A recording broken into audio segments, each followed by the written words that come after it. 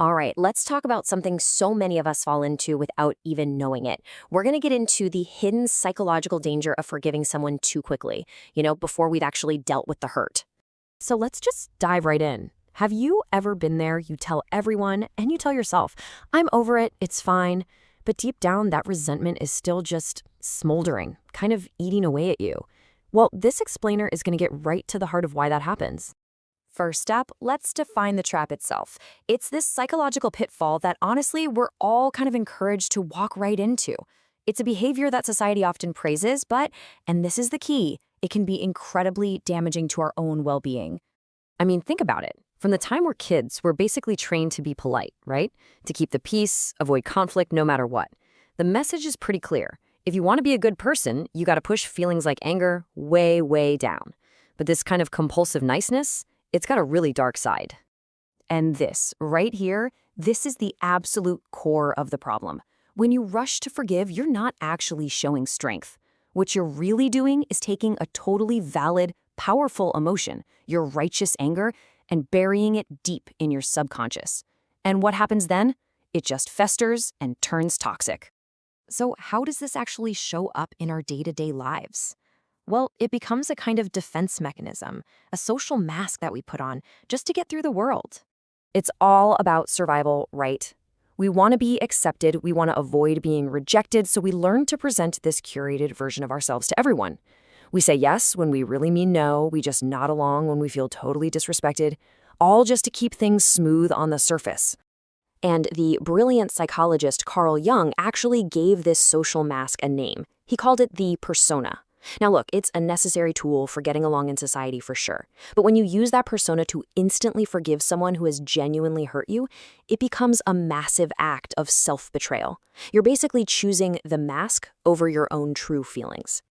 Okay, so let's dig into the hidden cost of wearing this mask all the time. Where do all of those repressed feelings actually go? Jung was brutally clear about this. Just because you swallow your anger or ignore being disrespected doesn't mean those feelings just poof, vanish. Nope. Every single time you feel that violation and you choose to just smile through it, you are pushing that vital emotional energy into exile. And this hidden basement of our minds is what Jung called the shadow. It's the place where all the parts of ourselves that we think are unacceptable, like our anger, our rage, our pain, get shoved. And the more stuff we push down into the shadow, the more it ends up controlling us from behind the scene. And the really tragic result of all this is that all that powerful, unexpressed anger has nowhere to go but inward. It literally turns against you. It goes from being this protective force to a self-destructive one. Now, this is where it gets really real. This isn't just some abstract theory. It shows up as that chronic resentment you can't seem to shake, that toxic guilt that just follows you around. It's the source of passive-aggressive behavior and even that deep, unexplained fatigue. Ultimately, it leads to a profound disconnection from who you really are because your persona has completely taken the wheel.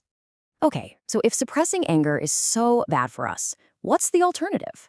This next section is all about reframing anger, not as an enemy, but as a really powerful ally. And this comparison just nails the paradigm shift we need to make. Society screams at us that anger is dangerous, that it's a loss of control and has to be suppressed. But Jung taught that anger is simply a message. It's like an internal guardian telling you, hey, a boundary has been crossed, something sacred inside you has been violated. It doesn't need to be suppressed, it needs to be heard. So becoming emotionally strong has absolutely nothing to do with pretending you're not hurt or just avoiding conflict. The real path forward, the real solution is integration. It's about learning to actually acknowledge and understand your emotions instead of trying to banish them. And this slide gives us the roadmap. It's a really crucial four-step process. First, you just sit with your anger. You let yourself feel it. Then, you listen to what it's trying to tell you about your boundaries. Third, you honor that truth. And finally, by doing all this, you reclaim the personal power you were giving away with that compulsive forgiveness. So, what does this actually look like in real life? In our final section, let's explore how embracing this whole process can totally transform your life and, yeah, your relationships. Here's the bottom line. You just can't build true, deep intimacy if you're not willing to risk being your full self. If you're always just performing kindness, always wearing that persona, you're not building genuine connections. You have to stop the performance and start choosing to act from a place of real, authentic wholeness. And this, right here, is the ultimate takeaway. It is such a profound shift in perspective.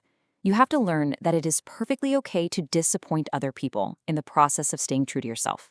In fact, it's not just okay, it's absolutely essential for living a healthy, authentic life.